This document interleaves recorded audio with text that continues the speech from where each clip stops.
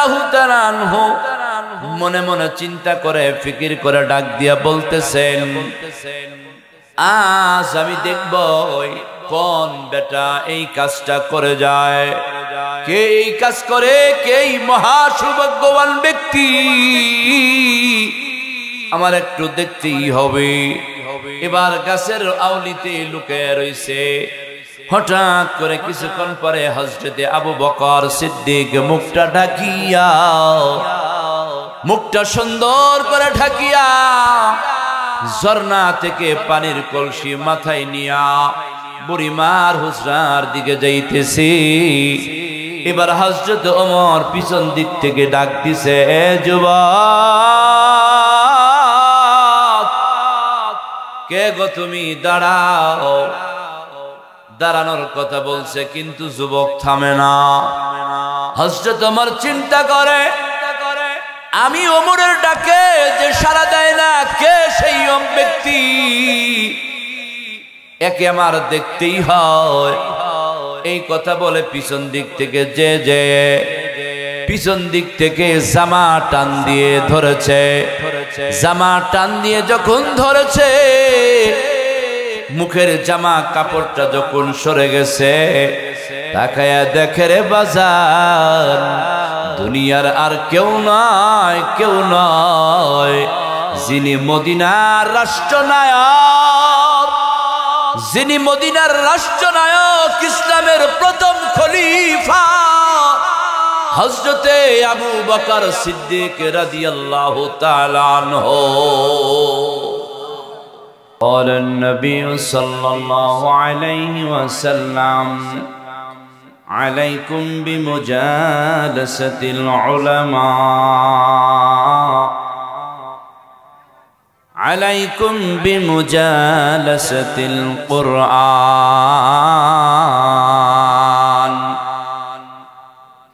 হে পৃথিবীর মানব মণ্ডলী, হে পৃথিবীর মানব সন্তানেরা, সারা দুনিয়াটা আর অন্ধকার আর অন্ধকার, দুটি জায়গার ভিতরে আলো আছে। এই দুটি জায়গার ভিতরে যদি যাইতে পারো, এই দুটি জায়গার ভিতরে আলো তুমি নিতে পারবা। এক নাম্বার আমার রাসূল বলেছেন, আলাইকুম বিমুজালাসাতিল উলামা। আলেমদের মজলিস যেই জায়গায় হয়, সেই জায়গায় কিছু দিনের আলো আছে না নাই?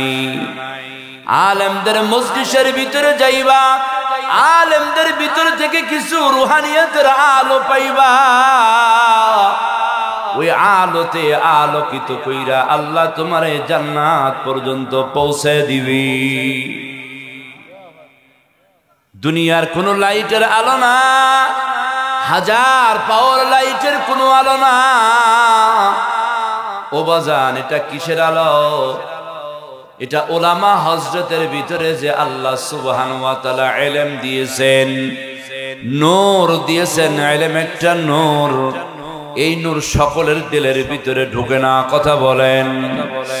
যেই ওলামা হযরতের ভিতরে যে ইলম দিয়েছেন, ওই ইলমের নূর, ওই নূর তুমি যদি আলেমের সাথে যদি বসতে পারো, এজন্য বলেন আলেমদের সাথে সম্পর্ক লাগাইবা, মসজিদের ইমাম সাহেবের সাথে সম্পর্ক লাগাইবা, মাদ্রাসার তোলাবাদেরকে দেখা ভালোবাসবা, মাদ্রাসার তোলাবাদের সাথে কি বসবা, আলেমদেরকে মহব্বত করবা, আলেমদের সাথে বেশি বেশি উঠা বসা করবা। উঠা বসা করতে করতে ওই আলেমের ভিতরে থেকে কিছু আলো পাইবা। কথা বলেন। ওই আলো এমন একটা আলো, ওই আলোতে আলোকিত করে তোমার জান্নাত পর্যন্ত পৌঁছে দিবি।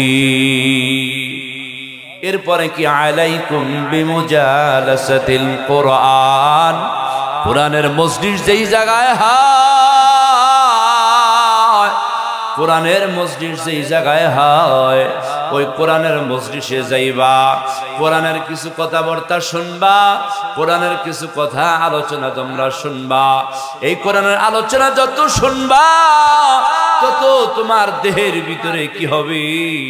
দেহের ভিতরে পরিবর্তন সৃষ্টি হবে। কথা বলেন, পরিবর্তন যখনই সৃষ্টি হবে তখনই তুমি আল্লাহর কাছে যাইবা, আল্লাহর আলো পাইবা, ওই আলোতে আলোকিত কইরা আল্লাহ জান্নাত পর্যন্ত পৌঁছে দিবি। কারণ এটা দুনিয়ার কোনো আলো নয়, যা আলেমদের সাথে ওটা বসারই একটা আলো। যেমন উদাহরণ দিবে, কি দিয়ে আপনাদেরকে বোঝাবো? আতরের দোকানে যদি কেউ বসে, আতর যদি শরীরে নাও লাগায়, ওর দেহ থেকে, শরীর থেকে আতরের গ্রানি আসবে। কথা বলেন। কেউ যদি কামারের ঘরে গিয়া বসে থাকে, মাথায় ছাই যদি দিতে নাও চায়, ওর মাথায় ছাই যাবে কি যাবে না? আফসাসেই ছাই যাবে। যদিও ইচ্ছা না দিতে চায় নাই, কিন্তু মাথায় ছায়ের ধোয়ার ফোর আলো ছাই যাবে।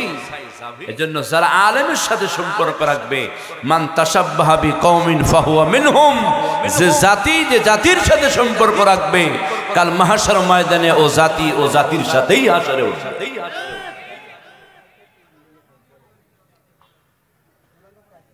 এজন্য বাজান আল্লামা রুমি রহমাতুল্লাহি আলাইহি, জালালউদ্দিন রুমি রহমাতুল্লাহি আলাইহি ওনার মালফুজাতে উনি লিখেছেন,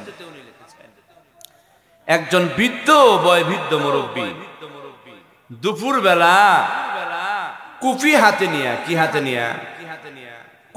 কুফি চিনেন? বাতি, ল্যাম্প, বাতি। এই বাতিটা নিয়ে দুপুর বেলা মানুষের ভিড় দিয়া হাঁটতেছে। তো লোকজন, যুবকেরা মনে মনে চিন্তা করে, চাচার তার মার মনে হয় নেগেটিভ পজিটিভ সব এক হয়ে গেছে। কি বলেন? কারণ এই দুপুর বেলা কুপি ধরায়া দৌড়ে যাচ্ছে। তখন জিজ্ঞাসা করছে, চাচা কোথায় যান, কি খুঁজেন আপনি? কয় আমি মানুষ খুঁজতেছি। কি কয়? আচ্ছা বলেন তো, বাজারের মধ্যে কি মানুষ কম? সবচেয়ে বেশি মানুষ বাজারে থাকে না?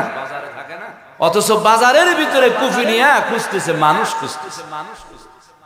তখন কি কয়? কয় হ্যাঁ আমি মানুষ খুঁজতেছি। কয় চাচা, এই যে এতগুলো মানুষ দেখা যায়, এগুলোকে কি আপনার মানুষ মনে হয় না? তখন চাচা উত্তর দেয়, ই না মরদাস। ফার্সিতে জবাব দিচ্ছেন যে না, এগুলো আমার মানুষ মনে হয় না। তো আল্লামা জালালউদ্দিন রুমি রহমাতুল্লাহি আলাইহি কিছু কবিতা গদ লিখেছেন, অনেকগুলি, তার দু চারটি আমি বলি। বলেন, কি বলেন? আদমিরা আদমিয়ত বায়দস্ত, আদমিরা আদমিয়ত বায়দস্ত, उद अगर बुद बाशद बुन बाशद है जमास, आदमियद लहम शहम पुस्तनीस्त, आदमियद जुजर जाए दुस्तनीस्त, गर्ब सोरद आदमी इंसाबुदे, अहमद को जहलो हम एक साशुदे, अहमद को जहलो हम एक साशुदे। डाक दिया बोले भातीजा,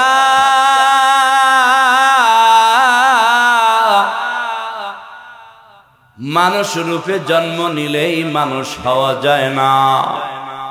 कथा बोलें, मानुष हुए मानुषेर पेटे जन्म निलेई मानुष हवा जाए ना।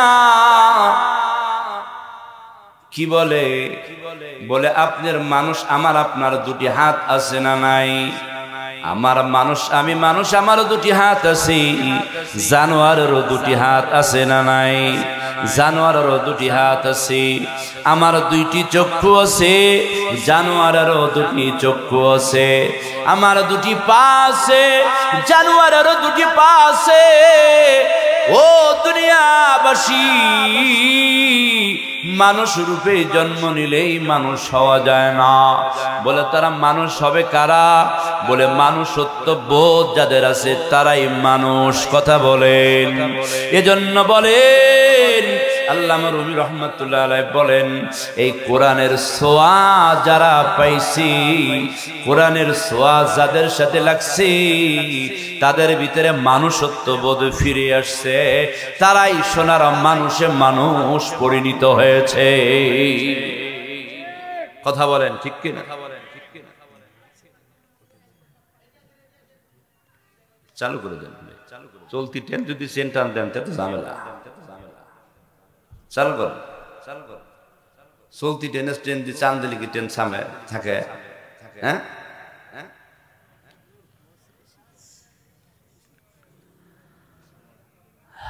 আল্লাহ তো জিকির করেন, লা ইলাহা ইল্লাল্লাহ, লা ইলাহা, লা ইলাহা ইল্লাল্লাহ, লা ইলাহা,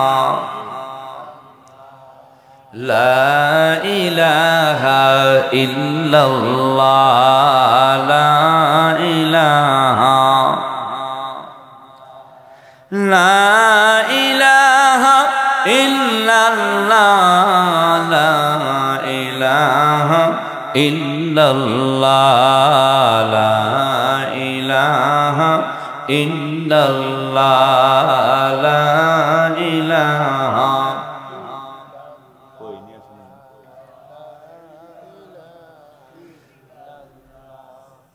লা ইলাহা ইল্লাল্লাহ, লা ইলাহা ইল্লাল্লাহ, মুহাম্মাদুর রাসূলুল্লাহ সাল্লাল্লাহু আলাইহি ওয়াসাল্লাম। এ ভাইজানেরা এদিকে তাকান, আমাদের দেখার বিষয় নয় কে আসল কথা কন, এদিকে তাকান, কোরআন হাদিসের কথা হচ্ছে। এ দুনিয়ার বাজান, যখন কি হইল, যখন কি হয়েছে রে বাজান, এবার সকলে যখন বলছেন কোরআনের ছোঁয়া লাগলে, যাদের ভিতরে কোরআনের ছোঁয়া লাগছে তারা সোনার মানুষে পরিণত হয়ে গেছে। কিসে পরিণত হয়েছে বলেন? সোনার মানুষে পরিণত হয়েছে।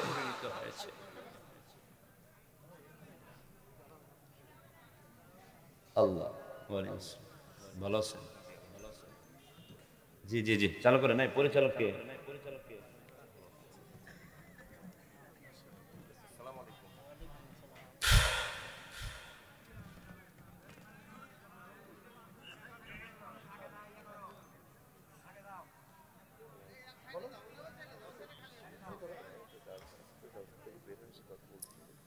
এখন আপনাদের মাঝে অমূল্যবান কথা বলবেন মুহাম্মাদুর রাসূলুল্লাহ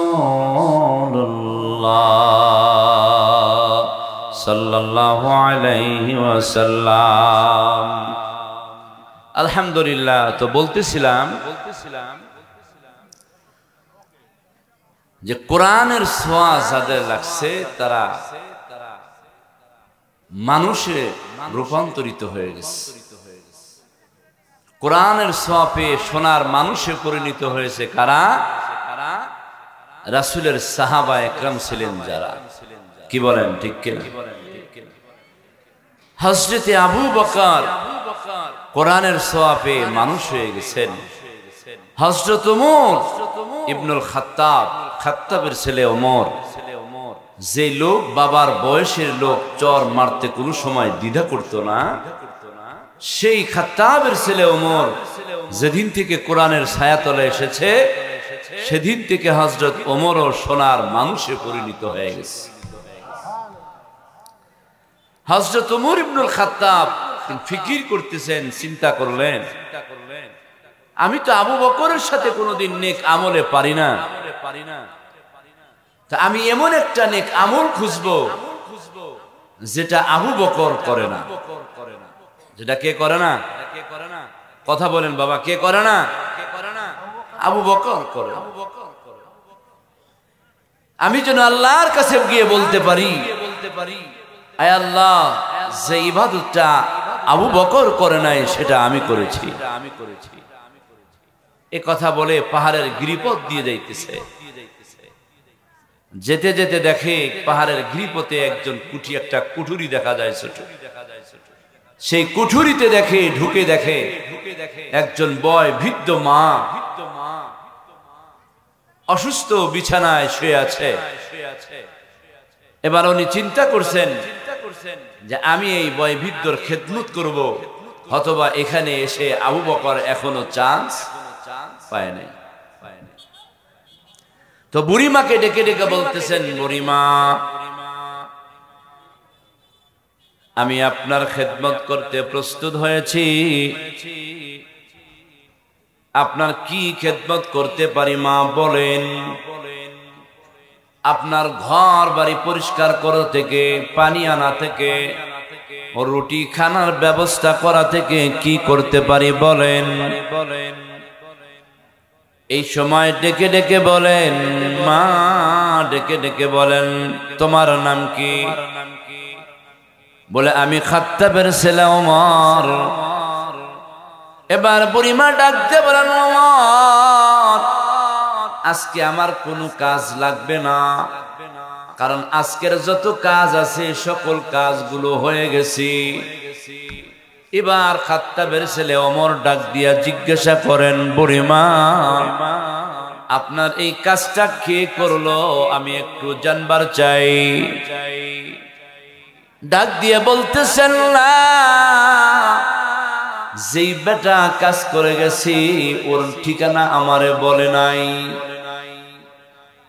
ঠিকানা বলে নাই। সে এসে প্রতিদিন আমার সকল কাজগুলো সেরে যায়, কাপড় চোপড় গুলো ধুয়ে পরিষ্কার করে যায়, ঘরটা ঝাড়ু দিয়া রুটির ব্যবস্থা করে, নাস্তা পানির ব্যবস্থা করে চলে যায়।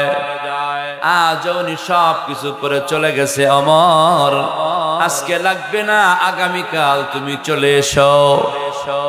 হযরতে ওমর পরের দিন যখন আবার সেই সময় চলে এসেছে, আসার পরে বুড়িমারে ডাক দিয়া বলতেছেন, বুড়িমা, তাহলে আজকে কি কি কাজ করা লাগবে বলো বলো। ওই দিনও বুড়িমা ডাক দিয়া বলেন, ওমর, আজকেরও যত কাজ ছিল সকল কাজগুলো আমারও হয়ে গেছি, সব কাজগুলো সম্পাদন করে একটু আগেই চলে গেল। আজকেও তোমার কোনো কাজ আমার লাগবে না, যাও তুমি আগামীকাল আমার বাড়িতে এসো। দ্বিতীয় দিন শেষ হয়ে তৃতীয় দিন হযরত ওমর তৃতীয় দিন সবার আগে আজানের পর সকালে সকালে সুবহ সাদেকের সময় হযরত ওমর ইবনুল খাত্তাব চলে এসেছেন। চলে আসার পরে ডাক দিয়ে বলতেছেন, বুড়িমা, আজকে কি তোমার কাজ করা লাগবে? কি কি কাজ করা লাগবে বলো।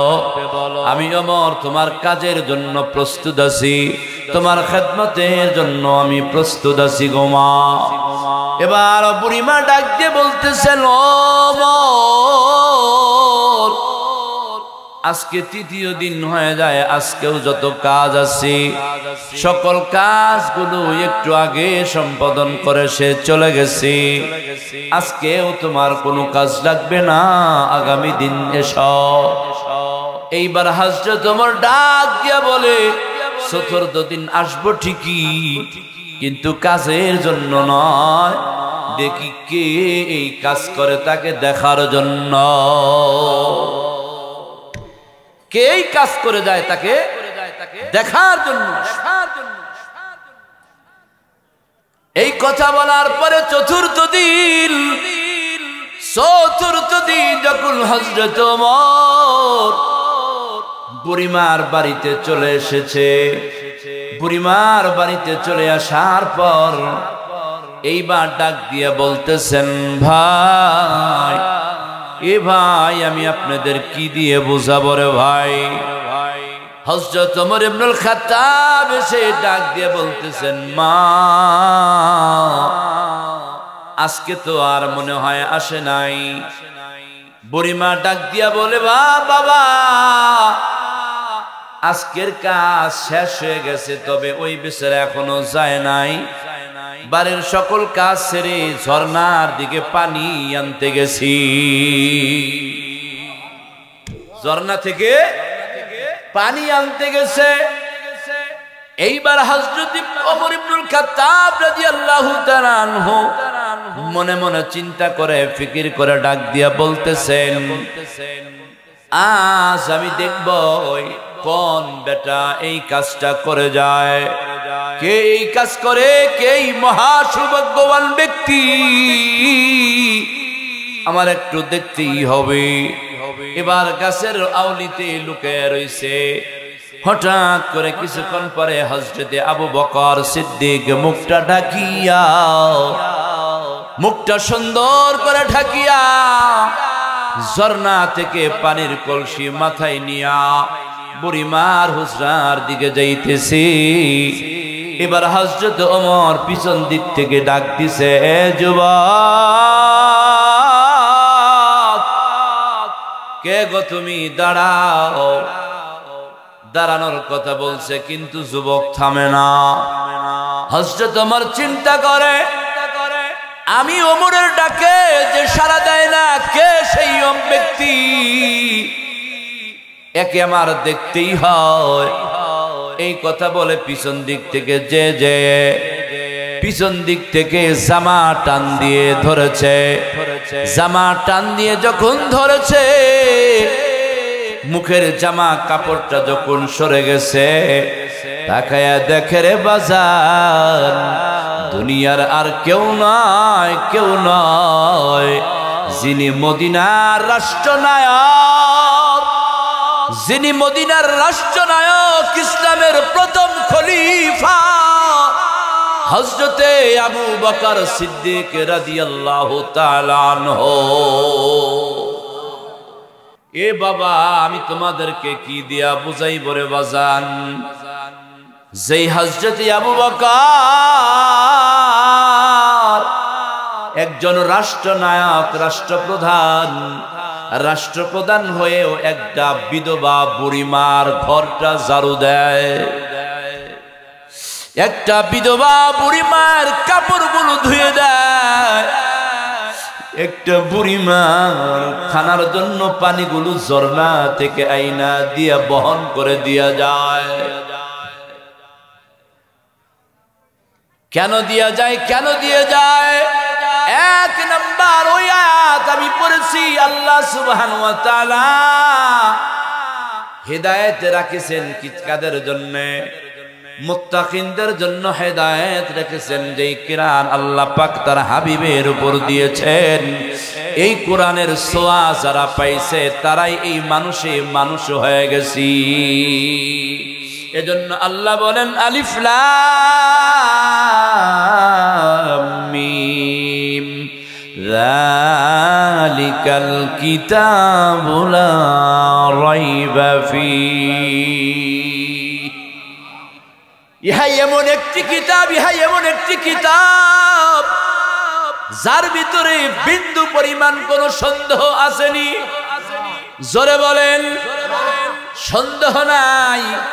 যদি আমি মনে করি এই কোরআনের ভিতরে কিছু সন্দেহ আছে, ঈমান থাকবে তো? জোরে বলেন, ঈমান থাকবে না, ঈমান চলে যাবে।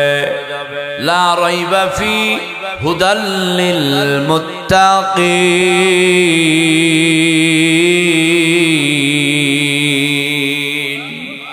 আল্লাহ মুত্তাকিনদের জন্য হেদায়েত রেখেছেন।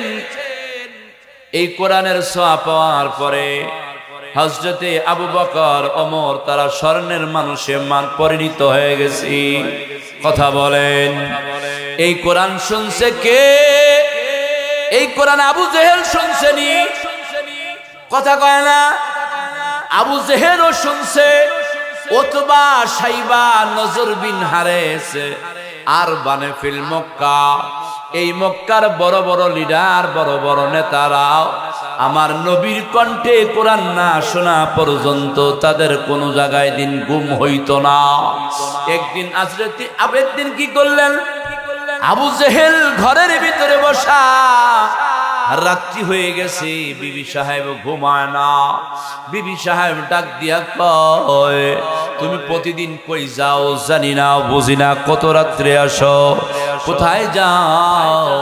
এবার ডাক দিয়া কয়, বিবিরে তুই ঘুমায়া থাক, তোকে বলার প্রয়োজন নাই, ঘুমাও।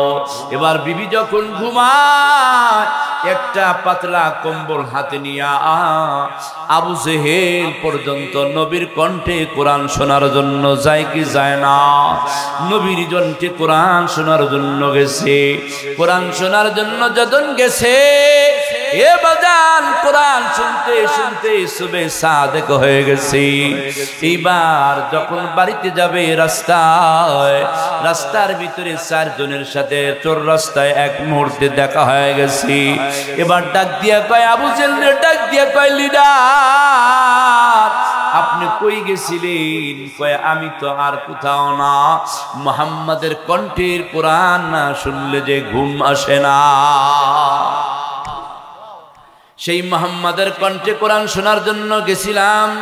উতবা বলে, আমিও তো সেই কাজেই গেছিলাম। সাইবা বলে একই কথা।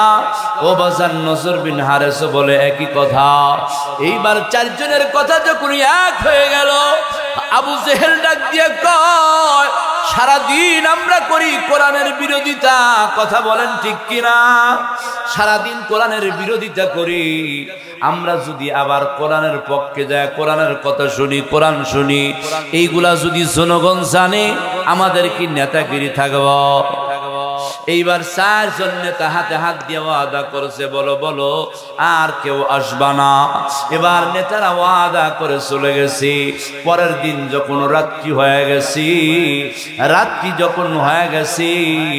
আবু জেহেলের আরো ভালো লাগে না। এবার কি করবে? ওয়াদা করেছে সকলেই কোরআন শুনতে যাওয়া যাবে না। এবার আবু জেহেল মনে মনে চিন্তা করছে, আমি এই মক্কার জমিনে সবচেয়ে বড় লিডার, আমার হাতে হাত দিয়ে ওয়াদা করেছে, বাকি আর কেউ আসবে না। এই সুযোগে আমি গিয়া একটু শুনে আসি। কি গান? অথবা মনে মনে চিন্তা করছে, নেতার হাতে হাত দিয়া ওয়াদা করেছে, আজকে আর কেউ আসবে না, আমি একটু যে শুনে আসি। সাইবাও একই চিন্তা করেছে, হায় হায় আজকে লিডারের হাতে হাত দিয়া ওয়াদা করেছে, আজকে কেউ যাবে না, এই সুযোগে আমি একটু গিয়া দেখে আসি। এইভাবে যখন বাজারে রাত, পরের দিনও আবার 4 জনই একত্র হয়ে গেছে।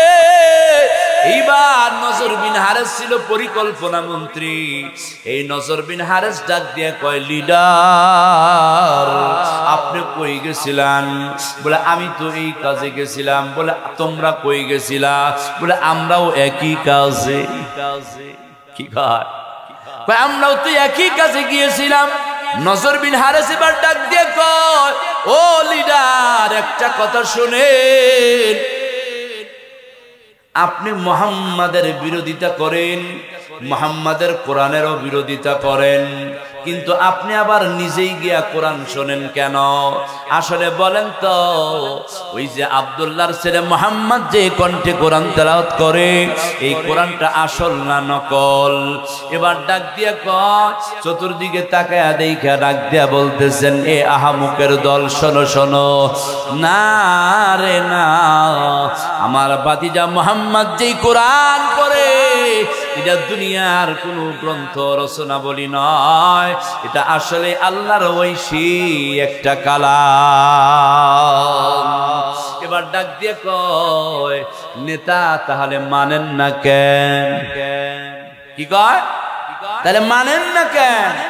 এবার ডাক দিয়ে কয়, হামুক যদি মুহাম্মাদের কালেমা আমরা যদি মানি, গ্রহণ করি, তাহলে আমাদের মক্কার জমিনে কোনো নেতাগিরি থাকে না। নেতা মানতে হবে মুহাম্মদ সাল্লাল্লাহু আলাইহি ওয়াসাল্লামকে, নেতা মানতে হবে মুহাম্মদুর রাসূলুল্লাহ সাল্লাল্লাহু আলাইহি ওয়াসাল্লামকে।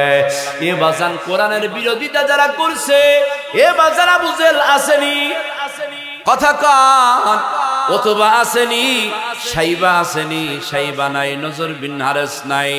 এ বাজান কোরআনের বিরোধিতা যারা করছে, আবু জেহেল নাই, ওই আবু জেহেলের বংশধর দুনিয়ার জমিনে আছে না নাই?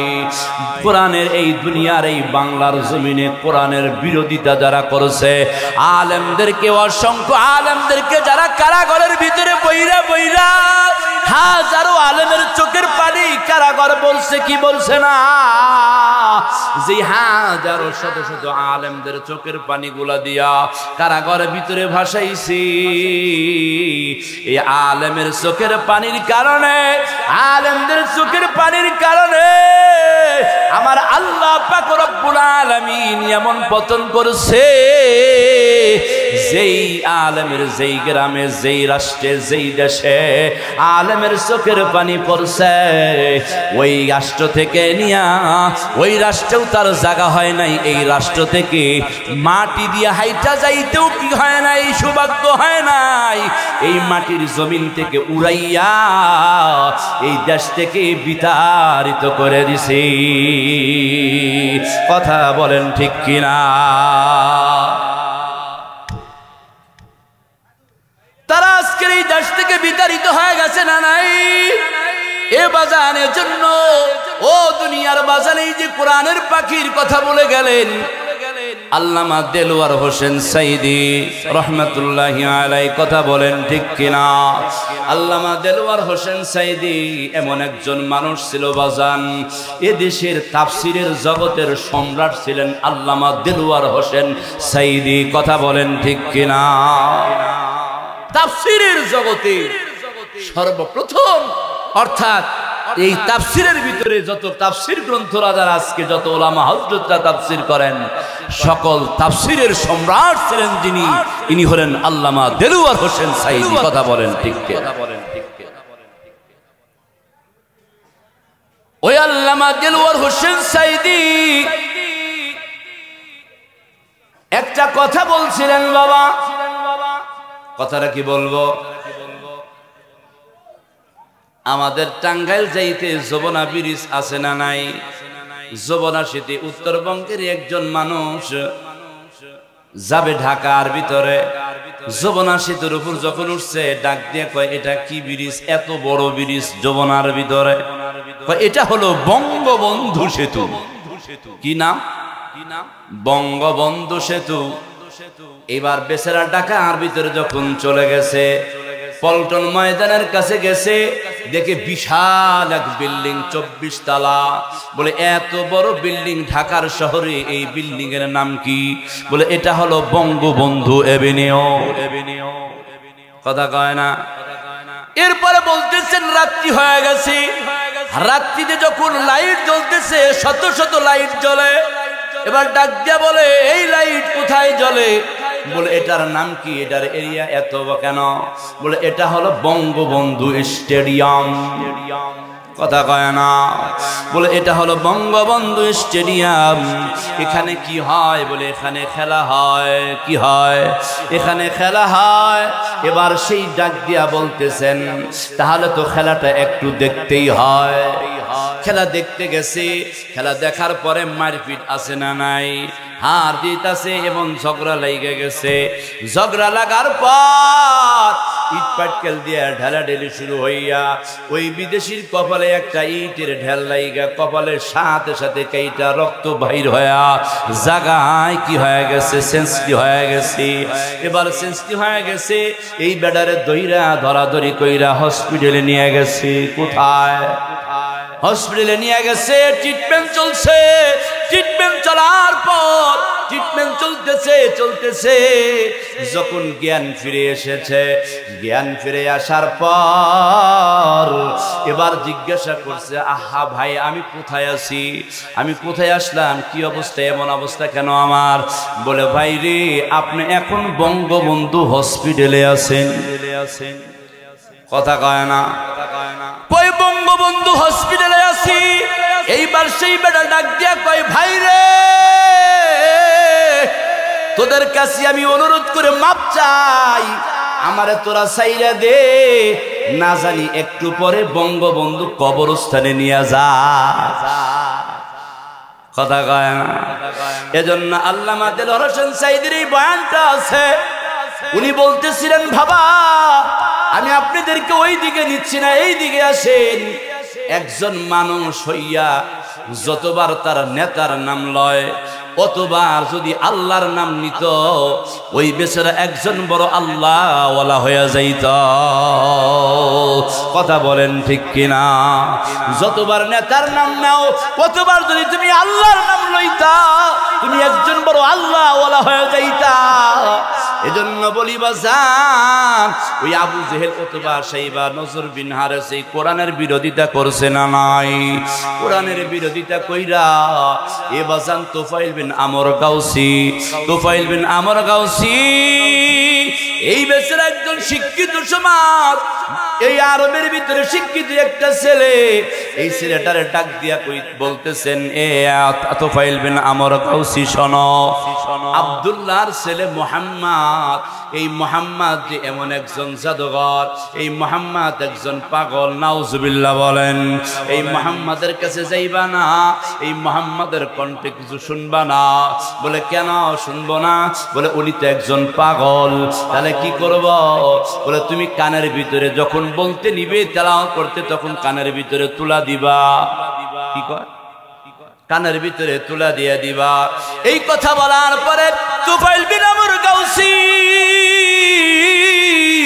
এইবার সুন্দর করে কি করে আবু জেহেল ডাক দিয়ে কয় শোনো শোনো তাহলে এদিকে আসো, কানের ভিতরে তুলা দাও। তুলা দেওয়ার পরে কি করেছেন আবু জেহেল টেপ দিয়ে আটকায় দিছে, এমন ভাবে আটকায় দিছে আর বলে মুহাম্মাদের কণ্ঠে যাইবা, কাছে যাইবা না, মুহাম্মাদের কিছু শুনবা না, মুহাম্মদ একজন পাগল, নাউজুবিল্লাহ বলেন। এই কথা বলার পরে ওর ভিতরে ওই জিনিসের তামান্নাটা আরো বাড়ছে কি বাড়ছে না? কথা কন। যেই জিনিসের প্রতি মানুষকে নিষেধ করা হয় ওই জিনিসের প্রতি মানুষ বেশি দাবিত হয়। কথা বলেন ঠিক কিনা? এবার মনে মনে চিন্তা করে এই আবু জেহেল যখন বলতেছে বেটা পাগল, পাগলও যদি হয় তাহলে এ পাগল তো ছোট পাগল হবে না, বড় পাগল হবে। কি বলেন?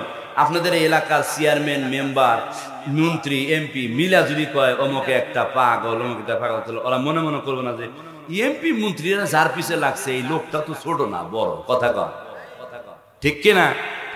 এই অবস্থায় তো বলতেছে যা হোক আমাকে দেখতেই হবে, আমার স্বচক্ষে দর্শন করে দেখব। রাত্রি দিনে গেলে তো সমস্যা, রাত্রির অন্ধকার যখন মাগরিবের পরে রওনা দিছে, আস্তে আস্তে রওনা দিয়া তোফাইল বিন আমর গাউসি মসজিদের বাইতুল হারামের ভিতরে যখন চলে গেছে, আল্লাহর ঘরের ভিতরে যখন চলে গেছে, তাকায়া দেখে আল্লাহর ঘরের দিকে তাকায়া দেখে একজন সুদর্শন যুবক নামাজের ভিতরে দাঁড়াইয়া নামাজ আদায় করতেছে। নামাজ পড়ে দূরে থেকে তাকায়া দেখে, দূরে থেকে তাকায়া দেখতেছে হায় হায় রে, আমি এত সুন্দর সুদর্শন যুবক তো আরো দেখি নাই, এত সুন্দর সুদর্শন যুবক কোনোদিন পাগল হতে পারে না। এইবার নামাজ পড়ে যখন কি করতেছিলেন, সুন্দর করে কোরআন তেলাওয়াত করতেছিলেন,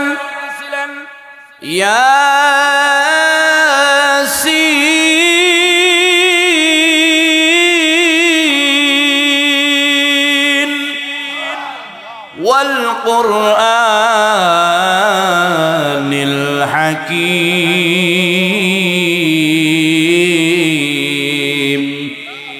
ইন্নাকা লামিনাল মুরসালিন।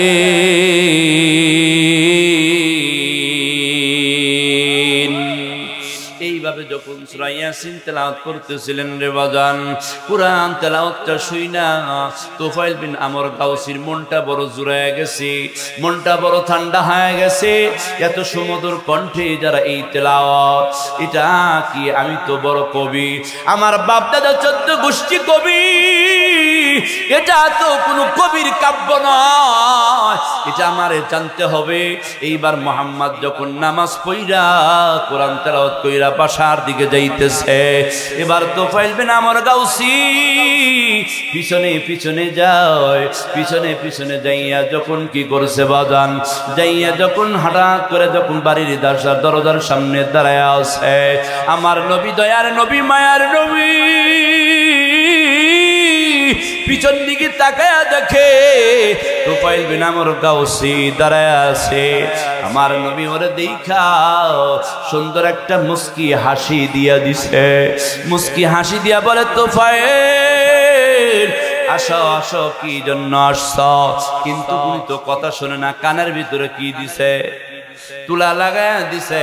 এবার ডাক দিয়ে বলতেছে তাহলে কি কিছু শোনো না, এবার কাছে আসো। আসার পরে যখন ডাক দিছে বলেন হুজুর আমার দুইটা কানের ভিতরে তুলা দিয়া বইরা টেপ মেরে দিছে। বলে কে দিছে? বলে আবু জেহেল মেরে দিছে। কেন দিছে? এবার ডাক দিয়ে বলতেছে নো মুহাম্মদ, আপনি মুহাম্মদ নাকি একটা পাগল, আপনি নাকি একজন জাদুঘর, আপনার কণ্ঠের ভিতরে যেন কোনো আওয়াজ না শুনি, কথা যেন না শুনি, এই জন্য আবু জেহেল আমার কানের ভিতরে তুলা দিয়া টেপ মেরে দিছে। এই জন্য বলতেছেন নবী আমার মুস্কি হাসি দিয়া সুন্দর করে কানের তুলা দিয়া যখন খুলে দিছেন, খুলে দেওয়ার পরে ডাক দিয়া বলতেছেন এ তোফাইল বিন আমর গাউসী রে, তুমি যদি আমি এই যে একটু কোরআন তেলাওয়াত করি, এই কোরআন তেলাওয়াতটা করি, তুমি দেখো আমি কি কোনো জাদু মন্ত্র করি নাকি, জাদুটনা করি নাকি, তাহলে তুমি তো বুঝতে পারবা, কারণ হলো তুমি কবি। এবার ডাক দিয়ে কয় হ্যাঁ হ্যাঁ হ্যাঁ আমি একজন কবি, আমার বাবা কবি, দাদা কবি, আমার 14 গোষ্ঠী কবি, কবিতা লেখি, কবির কাব্য তো আমি বুঝবো জানবো। তাহলে একটু দেখি আপনি পড়েন।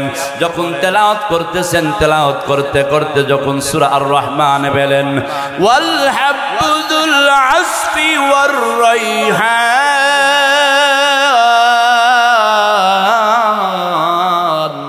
ফাবিআইয়ি আলা'i রাব্বিকুমা তুকাযযিবান।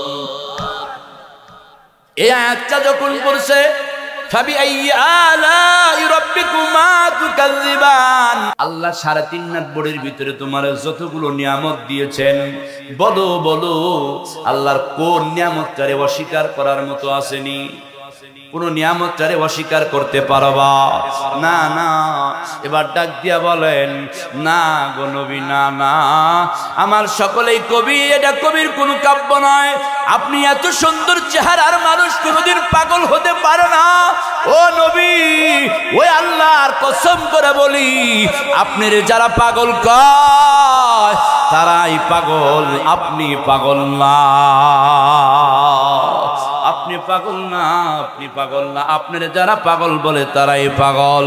এবার ডাক দিয়া হযরত নবী সাল্লাল্লাহু আলাইহি সাল্লাম বলেন ও তোফাইল বিন আমর গাউসী রে, তাহলে একটা কথা কইবার চাই। নবী বলে কি বলেন? এ তোফাইল বিন আমর গাউসী, তোমার কাছে একটা কথা বলতে চাই, একটা আবদার রাখতে চাই, রাখবা নাকি? নবী ডাক দিয়া যখন বলছেন, তোফাইল বিন আমর গাউসী বলে নবী আপনি একটা আবদার করবেন, আমি না রেখে কি পারি?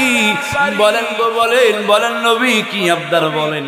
এবার ডাক দিয়া বলতেছেন, নবী ডাক দিয়া বলেন তোফাইল বিন আমর গাউসী রে, তুমি আমার হাতে হাত দিয়া কালেমা পড়া মুসলমান হয়ে যাও।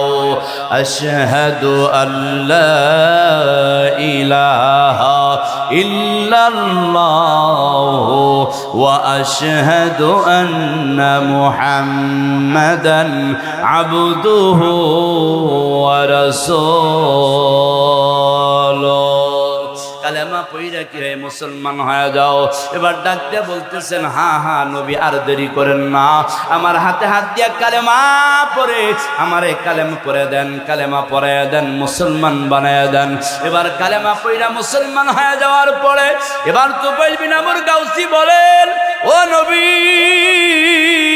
আমি তুফাইল বিন আমর গাউসী একা মুসলমান হইব কেন?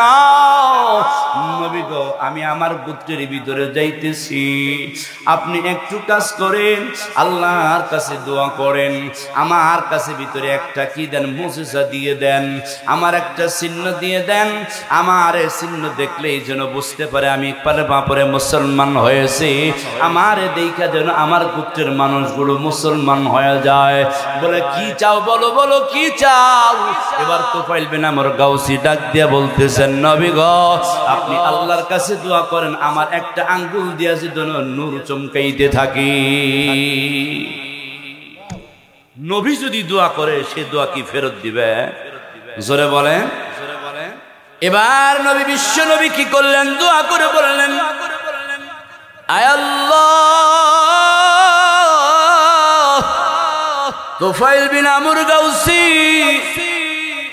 এত কষ্ট করে কালেমা পড়ে মুসলমান হয়ে গেল গো আল্লাহ। আল্লাহ ওর গোত্রে ইসলামের দাওয়াত দিতে যাবে, আল্লাহ ওর হাতের ভিতরে তুমি নূর চমকানোর একটা ব্যবস্থা করে দাও। এই বলে যখন নবী দোয়া করলেন, সাথে সাথে শাহাদাত আঙ্গুলের ভিতরে দেয়া তারা নূর চমকাইতে শুরু করেছে। এবার তুফাইল বিন আমর গাউসী কি করলেন? গোত্রের ভিতরে গেল। এবার সকল গোত্রের ভিতরে যে সবাইকে বলতেছেন, এই আমার গোত্র এলাকাবাসী শোনো, ওই আবু জেহেল উতবা সাইবার কথা শুনবা না, ওরা মিথ্যা কথা বলে, ওরা মোহাম্মদ নাকি পাগল বলে, আসলে মোহাম্মদ কিন্তু পাগল না, ওরাই বড় পাগল। ওরা মিথ্যা কথা বলে, তার কাছে যাইতে দেয় না। আসলে সত্য একজন ধর্ম নিয়া একজন প্রকৃত একটা মানুষ আরবের ভিতরে যদি থাকে তাহলে মোহাম্মদ আছে। আমি কালেমা পড়া মুসলমান হয়েছি, তোমরাও আমার হাতে হাত দিয়া কালেমা পড়া মুসলমান হয়ে যাও। এবার ডাক দিয়া বলে, তোমার সাথে যে মুসলমান হব কারণ কি, কেমনে কি জন্য মুসলমান হব, তোমার কি কোনো কারিশমা আসেনি? এবার ডাক দিয়া বলে, দেখো না আল্লাহর রাসূল দোয়া করার পর আমার এই হাতের আঙ্গুল দিয়া দেখো না নূর চমকাইতেছে। আসলে যখন দেখে নূরটা চমকাইতেছে, অন্ধকারে চমকাইতেছে, এইটা দেখা তার গোত্রের সকল মানুষগুলো কালেমা পড়ে মুসলমান হয়ে গেছি। এজন্য বলি বাজানেরা রে, আমার নবীর শানের, নবীর কোরআনের বিরোধিতা যারা করছে তারা দুনিয়ার জমিনে নাই। আবু জেহেল উতবা সাইবারা কি করছে? কোরআনের বিরোধিতা করছে। বিরোধিতা করছিল একজনের পক্ষে, বিরোধিতা করছিল যে একজনকে মুসলমান হতে দিবে না, কিন্তু ওর হাতে যাইয়া শুধু একজন নয়, ওর পুরা গোত্র ধরে মুসলমান হয়ে গেছি। এই জন্য নবী, আমার নবীর শান ও মান, এই নবীর শান ও মান দিয়ে যারা টান দিবে, নবীর ইজ্জতের চাদর ধরে যারা টান দিবে, এ দুনিয়ার বাজার, তারা দুনিয়ার জগৎ থেকে নিস্তে নাবুদ হয়ে যাবে। কথা বলেন, নবীর পরে কি কোনো নবী আসেনি? জোরে বলেন, একটা জোরে একটা স্লোগান দিবেন, বলেন নবীর পরে নবী নাই। জোরে বলেন, নবীর পরে নবী নাই। সংসদেও আইন চাই, নবীর পরে নবী নাই। সংসদেও আইন চাই। এ দুনিয়ার বাজানেরা রে, মাথার কাম কি বলে, কাপনের কাপড় পরে 15 নভেম্বর ঢাকা সরহদ্দি উদ্যানে কাদিয়ানীরা কাফের ঘোষণা দেওয়ার জন্য যতদিন পর্যন্ত আমার নবীর শান ও মানের চাদর ধরে টান দিবে, ওই কাদিয়ানীকে এ বাজান গোলাম আহমদ কাদিয়ানীরে যতক্ষণ পর্যন্ত কাফের ঘোষণা না করবে ততক্ষণ পর্যন্ত সরহদ্দি উদ্যান ছাড়ব না। কথা বলেন ঠিক কিনা? আমরা সেই ঢাকা যাইতে রাজি আছি না নাই? চলো চলো ঢাকা সরহদ্দি উদ্যানে চলো। কথা বলেন ঠিক কিনা?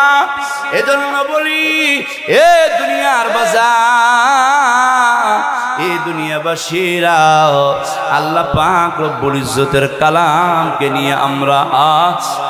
নিয়ে আমরা আর কি করব না, কালামরে আমরা মাথায় রাখবো, কালামকে আমরা ইজ্জত সম্মান করব। কথা বলেন ঠিক কিনা? একটু জিকির করেন লা ইলাহা ইল্লাল্লাহ, লা ইলাহা ইল্লাল্লাহ। এই যে ভাই উঠছেন কেরা উঠতেছেন? একটা লোক উঠবেন না বাজান, একটা উঠবেন না।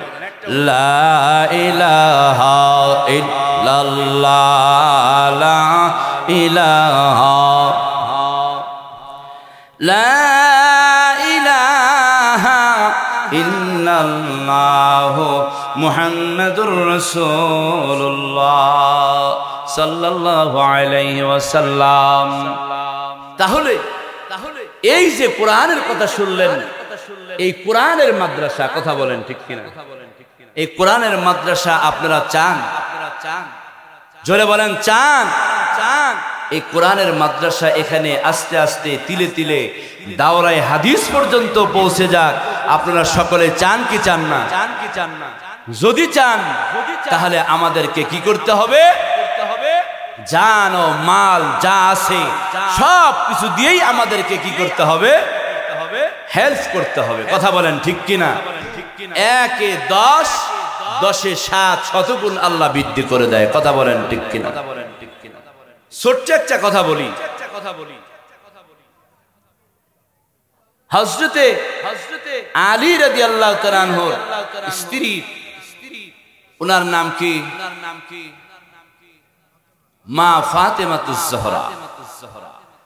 বড় অসুস্থ মা ফাতেমাতুজ জোহরা তার স্বামীকে ডাক দেয়া বলতেছেন, প্রাণের স্বামী, হে আমার একটা বড় আনার খাইতে ইচ্ছে হয়েছে। কি খাইতে ইচ্ছে হয়েছে? একটা আনার খাইতে ইচ্ছে হয়েছে। যদি আপনি একটা আনার আইনা দিতেন। আচ্ছা বলেন তো, কোন স্ত্রী যদি স্বামীর কাছে খাইতে চায় আর স্বামী যদি ওইটা আইনা দিতে না পারে, স্বামীর কাছে খারাপ লাগে কি লাগে না? খারাপ লাগবে। এজন্য হযরত আলী বের হয়েছে, দেখি কিছু করা যায় কিনা। ব্যবস্থা করে একটা আনার নিয়ে আসতেছে কিনা বাজার থেকে। কয়টা আনার আনছে? একটা আনার। এই একটা আনার নিয়ে যখন আসতেছে, রাস্তায় ইতিমধ্যে একজন পথিক ভিক্ষুক একজন দাঁড়ায় বলতেছেন, হযরত আলী, আমি 3 দিন পর্যন্ত অনাহার, পেটের ভিতরে বড় ক্ষুধা, আমি একজন অসুস্থ ব্যক্তি, আমার একটু আনার খাইতে মন চাইছে। এ আলী, তুমি যদি একটু আনার আমারে দিতা। হযরতে আলী রাদিয়াল্লাহু তাআলা আনহু চিন্তা করে, ব্যাগের ভিতরে আনার রাখছি, এই ভিক্ষুক আনারের খবর জানে কি কইরা? নিশ্চয়ই আমার আল্লাহ বড় একটা পরীক্ষা দিবে। কথা বলেন, নিশ্চয়ই আমার আল্লাহ আমার একটা পরীক্ষার ভিতরে ফলাইবেন। এজন্য কি করতেছে? সুন্দর করে আনারটারে কাইটা অর্ধেক করছে। অর্ধেক করার পর সুন্দর কইরা কি করছেন? অর্ধেকটুকু ভিক্ষুককে দিয়ে দিছে, আর অর্ধেকটুকু রাখছে। মনে মনে চিন্তা করছে, অর্ধেকটুকু ফাতেমার জন্য নিয়ে যাব। এইবার ভিক্ষুক ওইখানে বয়া বয়া আনারটুকু খাইছে। খাওয়ার পরে হযরত আলীর ডাক দিয়া কয়, আলী, তোমার এই আনারটুকু খাইয়া আমি অর্ধেক সুস্থ হয়ে গেছি। আমি অর্ধেক সুস্থ হয়ে গেছি। তুমি যদি দয়া কইরা আর একটু আনার দিতা, তাহলে আমি পরিপূর্ণ সুস্থ হয়ে যাইতাম। বলেন সুবহান। যদি আল্লাহর ওয়াস্তে দিতা। মা হযরত আলী রাদিয়াল্লাহু তাআলা আনহু যখন বলছেন আল্লাহর ওয়াস্তে দিতা, তখন আলী আর থাকতে পারে না। ওই অর্ধেকটুকু, বাকি অর্ধেকটুকু ওই ভিক্ষুকরে দিয়ে দিচ্ছে। দিয়ে দেওয়ার পরে উনি খাইয়া ফেলেছেন। এখনকার আনার আছে, বাড়িতে যাবে কি নিয়ে যাবে ফাতেমার কাছে? কথা বলে, ফাতেমার কাছে নিয়ে যাওয়ার কিছু আছে? খুব ভয়ে ভয়ে হাঁটি হাঁটি পা পা করে যায় বাড়িতে গিয়া বলতেছেন, ফাতেমা, দুঃখের সংবাদ। কি বলে তুমি তো আনার খাইতে চাইছিলা, তো একটা আনার নিয়ে আসতেছিলাম, পথিমধ্যে একজন ভিক্ষুক এই অবস্থা আনার চাইছে, অর্ধেকটুকু দেখছি, মনে মনে ভাবছি অর্ধেকটুকু তোমার জন্য নিয়ে আসবো। উনি আবার বাকি অর্ধেকটুকু চাইছেন, দিয়ে দিছি। কি করবে এখন বলো? এবার হযরতে ফাতেমাতুজ জোহরা হযরত আলীকে ডাক দেয়া কয়েন, প্রাণের স্বামী, হে আমি তো একটু কিছুক্ষণ আগে পরিপূর্ণ সুস্থ হয়ে গেছি। আরো আসতে বলেন, পরিপূর্ণ সুস্থ হয়ে গেছি। সুস্থ করছেন কে? জোরে বলেন আল্লাহ। কিন্তু আলীর এতেকাদ আছে, বিশ্বাস আছে, 1 টাকা দান করলে কয় টাকা পাওয়া যায়? 10 টাকা।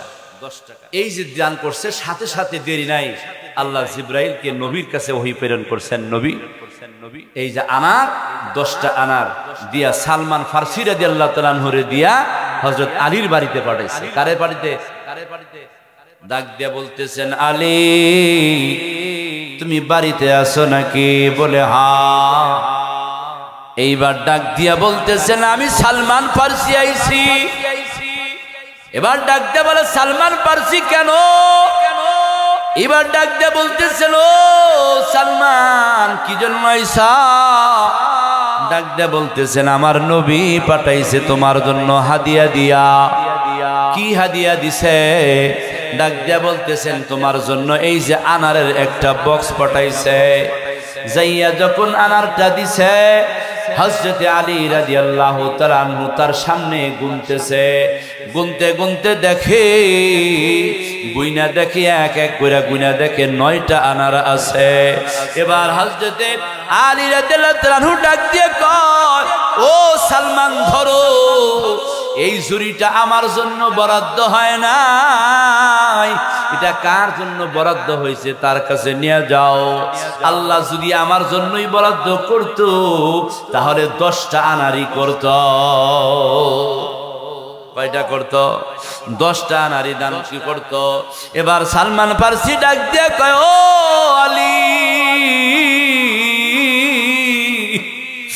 আমি তোমার ঈমান পরীক্ষা করলাম, আমি দেখলাম ইতেকা তোমার, কারণ আমার আল্লাহ তোমার জন্য 9টা নয়, এই যে একটা ডালিম আমার পকেটে রাখছিলাম, পকেটে রাইখা 9টা দিছি, দেখি তুমি কি খাও। এই যে নাও, এখন গুণা দেখাও, এই 10টা আনারই তোমার জন্য আল্লাহ হাদিয়া হিসাবে পাঠাইছি।